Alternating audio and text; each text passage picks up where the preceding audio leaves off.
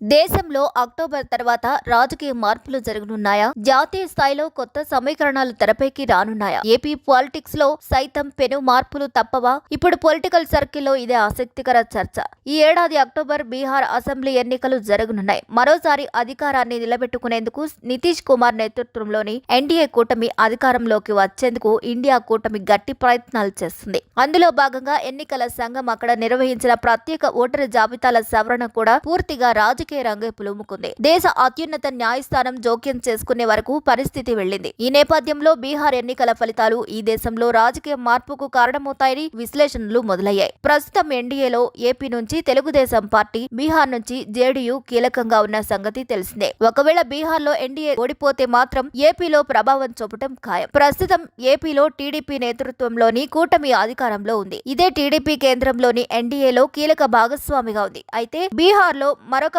ప్రధాన భాగస్వామి పక్షమైన జేడీయూ ఓడిపోతే తెలుగుదేశం పార్టీపై ఒత్తిడి పెరిగే అవకాశం ఉంది. దేశంలోకెల్లా ఎన్డీఏ గ్రాఫ్ తగ్గుతోందన్న అంచనాలు వెలువడుతున్న క్రమంలో బీహార్లో ఎన్డీఏ కూటమి ఓడి కాంగ్రెస్ నేతృత్వంలోని ఇండియా కూటమి అధికారంలోకి వస్తే చంద్రబాబు పునరాలోచనలో పడే పరిస్థితి ఉంది. వాస్తవానికి బీహార్లో నితీష్ నేతృత్వంలోని ఎన్డీఏ కూటమి ప్రజా వ్యతిరేకతను ఎదుర్కొంటుంది. దానిని అధిగమించి మరోసారి ప్రభుత్వాన్ని ఏర్పాటు చేయడం అనేది పెను సవాల్గా మారుతుంది. అందుకే ఈసీ సాయంతో ఓటరు జాబితాలో పేర్లు తొలగించి ఎన్నికల్లో గెలిచేందుకు బీజేపీ ప్రయత్నాలు చేస్తుందని కాంగ్రెస్ ఆరోపిస్తుంది. దీంతో సుప్రీంకోర్టు ఆదేశాల ప్రకారం చాలా మార్పులు చోటు చేసుకుంటున్నాయి. ఇది ఎన్నికల ఫలితంపై ప్రభావం చూపుతుందన్న కామెంట్స్ వినిపిస్తున్నాయి. ఒకవేళ బీహార్లో ఎన్డీఏ కూటమి ఓడిపోతే నితీష్ కుమార్ వల్లేనని బీజేపీ తప్పుకునే అవకాశం ఉంది. అదే జరిగితే నితీష్ కుమార్ బీజేపీని వీడటం ఖాయం. దాంతో చంద్రబాబు సైతం ఆలోచనలో పడతారు. బీజేపీకి ప్రతికూల ఫలితాలు వస్తే మాత్రం ఎన్డీఏ విషయంలో 1-2 సార్లు ఆలోచన చేస్తారు. అయితే ఎన్డీఏకు మాత్రం గుడ్ బై చెప్పే ఛాన్సే లేదు. అయితే